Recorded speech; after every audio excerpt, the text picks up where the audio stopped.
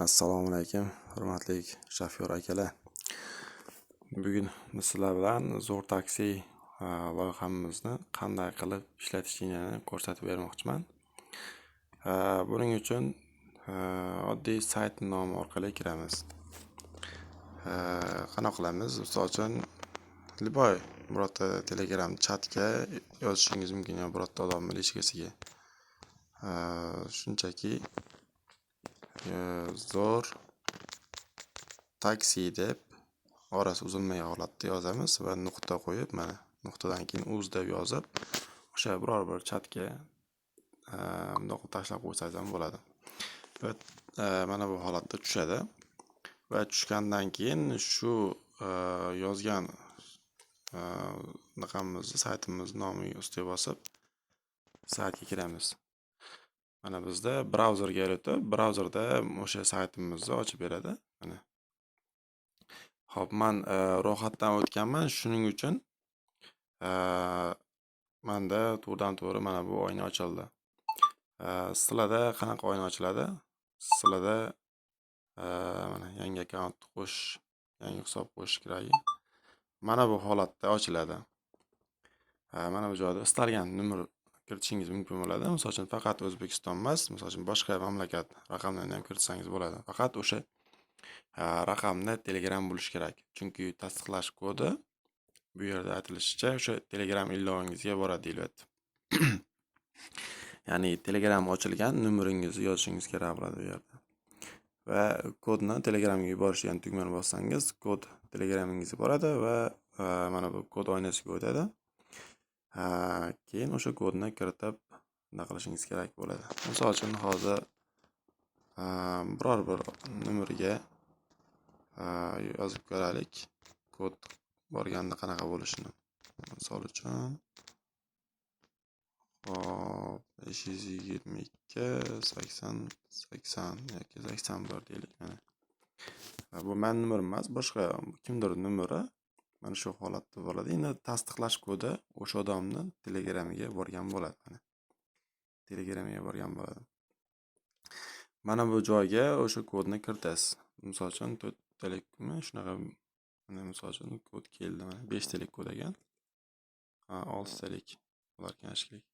Xullas o'sha kelgan kodni mana shu joyga kiritiladi va kiritganingizdan so'ng mana bu ko'k Telegram tugmasini bosishingiz kerak bo'ladi. Hozir buni bosadigan bo'lsam men, mana menda kod error deyapti. Shuning uchun kira olmayman bu odamni hisobidan. Ya'ni mana shu Telegram menda bo'lganda men kirsam bo'lardi. Xo'p, ba'zi birlarda Telegramni 2 bosqichlik parol o'rnatgan bo'lsangiz, uni ham so'raydi. 2 bosqichlik parolni kiritasiz, tasdiqlash koddan keyin so'raydi uni. Hozir bizda boshqa nimalar uchun so'ramadi ham. Xo'p, demak men chiqaman. O'sha ro'yxatdan o'tganingizdan keyin sizda mana bunaqa oyna chiqadi. Ilovani keyinchalik yo'qotib qo'ymaslik uchun shunchaki mana bu brauzerdagi tepadagi 3 ta nuqtani bosasiz va mana bu joydan o'rnatish va yorliq yaratish degan ustiga bosamiz. Bizda mana bunaqa ikkita narsa chiqadi.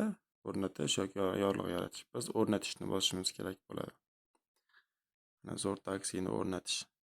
Va mana bu joyda Zo'r taksi o'rnatilmoqda deyapti. Endi biroz kutamiz.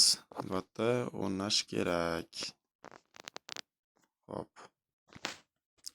Ekranga chiqib ko'ramiz. Mana bizda Zo'r taksi ilova o'rnatildi. Endi biz mana bu narsadan chiqib ketsak ham bo'laveradi. Ya'ni brauzerga kirib o'tirishimiz shart emas, shunchaki telefonimizga ilova bo'lib o'rnadi. Xo'p, bunga kiramiz.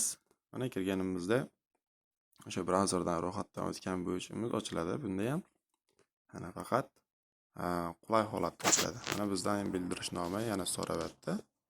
Ya'ni yangiliklar kelganda, ya'ni buyurtmalar kelganda yoki chat orqali yozishgan odamlarimiz bilan yozishma qilganimizda telefonimiz o'chiq holatda ovozlik xabarda kelganligini bildiraymi deyapti. Ruxsat berib qo'yamiz bunga. Ruxsat berdik. Endi mana bu joyda balans, mana bu joyda esa qaysi tarifga ulanganligi va qancha limit berilganligi ko'rsatiladi. Kunlik tarifga ulanganman men 10.000 so'mlik, ya'ni bir kun 24 soat ishlaydi. Shuning uchun mana bu vaqtlar ketyapti. Hozirda o'sha 5 soat va 42 daqiqa vaqtim bor ekan. Mana shu vaqt tugaganda o'zi bloklanib qolaman, ya'ni buyurtmalarni ololmay qolaman. Bu yerda esa statistika, o'sha ilovada statistika nechta shafyor bor, kuniga nechtadan buyurtmalar tushadi, shuni statistikasi bu yerda. Xo'p, mana bu ikkinchi bo'limga o'tamiz endi. Hozir asosiy bo'limda edik. Buyurtmalar bo'limiga o'tamiz. Buyurtmalar bo'limiga o'tsak, mana shu tushayotgan naqalar hammasi buyurtmalar. Mana Ulug'bek degandan buyurtma kelibdi 10:35 da. Biz vaqtimiz 10:36, demak 1 daqiqa oldin. Bu yerda mana xabar yozish, qo'ng'iroq qilish tugmasi bor. Qo'ng'iroq qilish tugmasi bo'lsa, birinchi o'rinda telefon qilganimiz yaxshi. Agar qo'ng'iroq qilish tugmasi bo'lmasa, masalan uchun mana bunaqa qo'ng'iroq qilish tugmasi yo'q, ya'ni telefon nomeri yozilmagan klient tushsa, demak buniga xabar yozish bosamiz. Mana buyurtma xabari tepada ko'rsatiladi. Bu yerda xabar yozishingiz tayyor.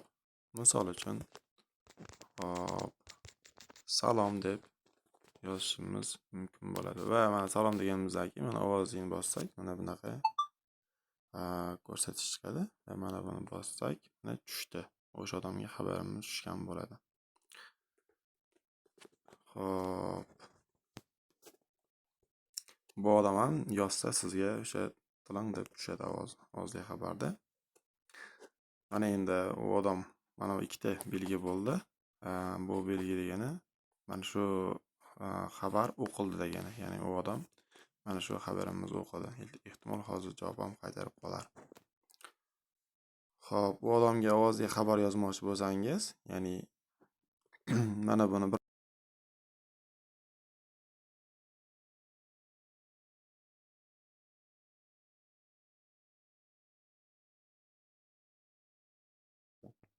mana va alaykum assalom deb javob qaytarildi. Xo'p.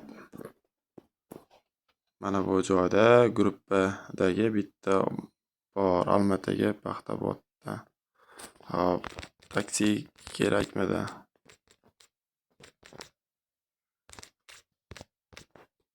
Mana men taksi kerakmidi deb bu odamga xabar yozdim. Xo'p, bu odam ham nima deyapti? Hozircha xabarga uncha tushuna olmadi. Assalomu alaykum gruppadagilar. Bitta odam bor Olmaotaga Paxtaboddan. Demak Olmaotaga bitta odam bor ekan. Taksi kerakmidi Olmaotaga deb bunday qilib yuborsam, xabarim unga yetib tushadi va u o'qib sirozman menga javob qaytarib, mana xabarim o'qildi. Ikkita belgi bo'ldi. Endi bu odam hozir javob ham qaytarib qolish kerak. Mana javob qaytargungacha bu sahifadan chiqamiz yoki bo'lmasam mana bu joy orqali ham u odamga qanaqadir rasmlarni jo'natsak bo'ladi. Xo'p. Chiqdim bundan. Xabar, mana bu odamdan xabar kelsa, mana bu chat bo'limida o'zi ko'rinadi. Xo'p, chat bo'limiga o'tamiz. Mana hop, mana nima yo'qolmayapti.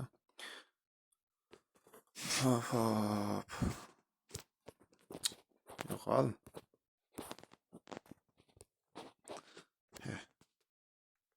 Qayerdan kelib qoldi bu?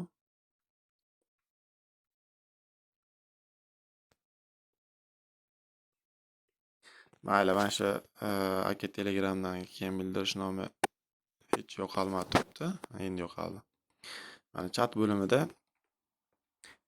kim bilan yozishganlarimiz ko'rinadi. Misol uchun mana bu odamga kirsam, bu odamga yozmagan ekanman, faqat buyurtmasi e'loni bo'yicha lichkasiga o'tgan ekanman. shunaqa ko'rinib turadi. Misol uchun avval yozishgan odamlarimiz ham ko'rinib turadi. Mana bu admin, ya'ni mana shu ilovani admini. Bu adminga kiradigan bo'lsak, adminning lichkasi mana. Admin bilan to'lov qilinganlik haqida ma'lumotlar ko'rsatiladi bu yerda. Hop. Xo'p, bu yerda shunaqa. Endi mana bu bo'limga o'tadigan bo'lsak, e'lon joylash. Bu bo'limda hozir menda 0 turibdi. Siz o'zingizdagi gruppalar chiqadi, ya'ni o'zingiz a'zo bo'lgan, ya'ni mana shu ro'yxatdan o'tgan Telegramingiz a'zo bo'lgan gruppalar yoki o'zingizning shaxsiy gruppalaringiz. O'sha gruppalarga istalganiga belgilab, misol uchun hammasi deb belgilab, birdan o'sha e'loningizni o'sha gruppalarga tashlasangiz bo'ladi. Xo'p, mana boyagi odamdan xabar keldi shekilli, o'tamiz. Mana xabar keldi, mana taksi kerak deyapti. Demak, juda ham zo'r ilova, ya'ni tushgan buyurtmalarni 100% bemalol olsangiz bo'ladi bu yerda. Ishlasanglar bo'ladi. Xo'p, endi mana bu oxirgi bo'limga o'tamiz. Bu oxirgi bo'lim profil bo'limi. Bu yerda mana ro'yxatdan o'tgan akkauntimiz ko'rsatiladi. Unga ulangan balans, kunlik tarifda. Mana bu joyda to'lovlar tarixi, misol uchun qaysi kuni qancha to'lov qildim, shuni ko'rib borishim mumkin. Mana bu joyda esa bir qancha o'sha Telegram akkauntlarni ulab olsak bo'ladi. Ya'ni bu yerda 10 tagacha akkaunt bemalol ulashingiz mumkin. Mana bu joyda udaletlarni bosib yoki o'sha akkauntlarimizdan qaytib chiqib, ilovadan chiqarib tashlasak bo'ladi.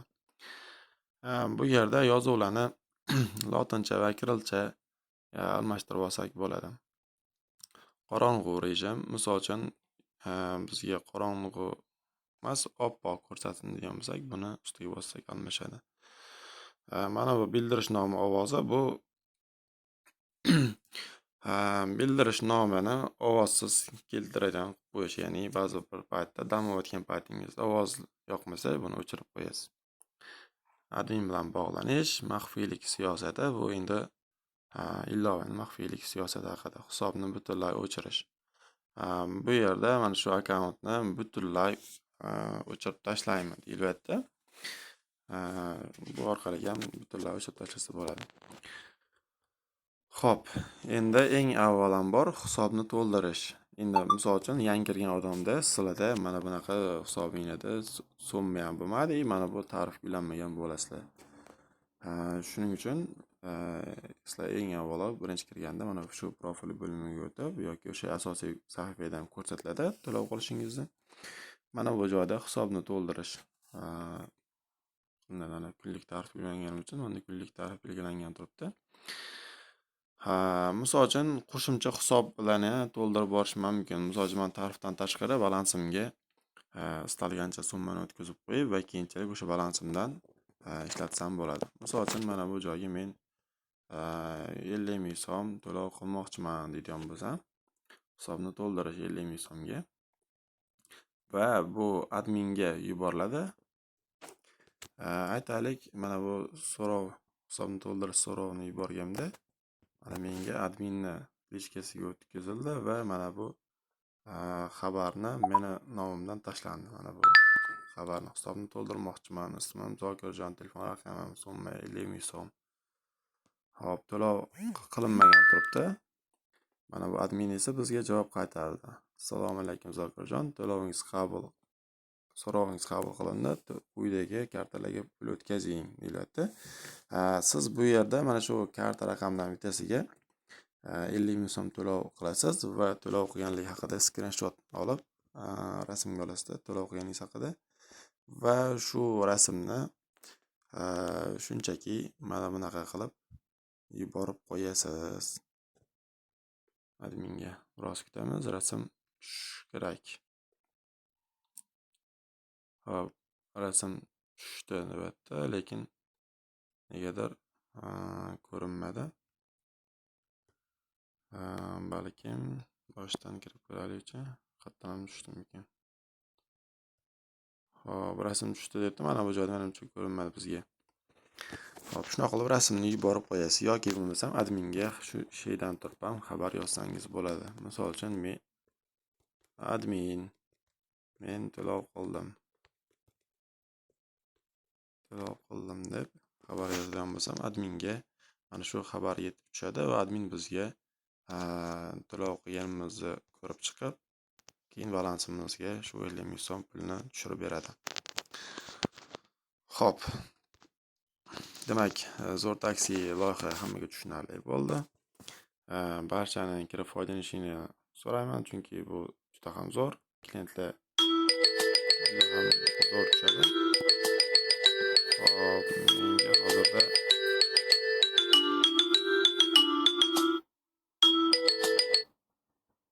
menga hozirda telefon kelib qoldi. Mana shunaqa xabarlar, misol uchun xabar vaqtiga qaraymiz va lichkasiga yozish bo'lsa, lichkasiga yozamiz yoki bo'lmasam boya aytganimdek, mana bu telefon qilish tugmani bosadigan bo'lsak, mana bizga o'sha tayyor nomerni telefonimizga chiqarib beradi va biz telefon qilib gaplashsak bo'ladi. Xo'p, mana bu band qilish tugmasi, mana misol uchun yangi buyurtma tushdi. Boshqa shofyorlar, mana bu ilovadagi boshqa shofyorlar u buyurtmachiga telefon qilmasin, faqat men o'zim gaplashdim, endi orqasidan boshqa shofyorlarga telefon qilmasin deydigan bo'lsangiz, mana bu band qilish tugmasini bosishimiz kerak bo'ladi. Va band qilishda hamma ham band qilib tashlanmasligi uchun hisobingizdan 1000 so'm yechiradigan qilib qo'yilgan. Ya'ni balansingizda pulingiz bo'lishi kerak bunga alohida, ya'ni tarifdan tashqari holatda. Bu odam bilan gaplashib band qilganingizdan keyin mana shu tugmani bosib qo'ysangiz, boshqa shofyorlar unga telefon qilib unday qilmaydi. Ya'ni ketasizmi, olib ketaman deb bezovta qilmaydi. Xo'p, men shunchaki band qilish bosdim. Mana band qilish, mana menda band bekor qilish degan tugma turadi. Ularda esa mana bu tugmalar yashiriladi. Ya'ni xabar yozish, qo'ng'iroq qilish tugmalar u shofyorlarda ko'rinmaydi.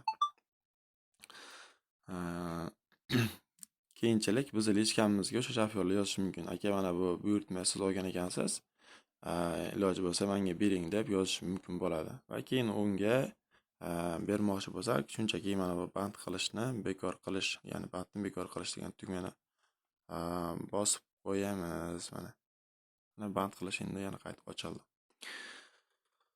Xo'p, endi bu yerda buyurtmalar tushyapti, lekin buyurtmalar misol uchun ko'plab buyurtmalar tushadi butun O'zbekiston bo'yicha. Bizga misol uchun aytaylik, men faqat Almatadagi buyurtmalarni olmoqchi bo'lsam, yoki Almatadagi buyurtmalarni ko'rmoqchi bo'lsam, shunchaki mana bu filtrlash degan tugmani bosishim kerak bo'ladi va mana bu kalit so'ziga Almata deb yozib qo'yishim kerak bo'ladi. Va shunchaki filtrni, hop, mana filtrni yopadigan bo'lsam, mana bu joyda mana Vodiy Almata degan guruhdan ma'lumot olyapti. Mana boyagi odam, mana assalomu alaykum. 10:31 da xabar yozgan odam. Va undan keyin mana boshqa ham Almatadagi o'zbeklar. Salom hammaga, Almatadan Astanaga. Mana 2 kishi bor. Kunlikka bu yerda endi ba'zi bir holatda boshqacha e'lonlar ham tushib qoladi. Ularga e'tibor bermaymiz. Ya'ni taksiga oid bo'lmagan ba'zi bir boshqacha e'lonlar ham tushib qoladi. Andijondan Qirg'izistonga taksi bormi? Mana. Bu filtr asosan mana bu Almata degan so'zi bo'yicha qidiradi. Shuning uchun qayerda Almata degan so'z topsa, o'sha e'lonni sizga chiqarib beradi. Vaqt soati bilan albatta. Xo'p, hammaga rahmat. Sog' bo'linglar.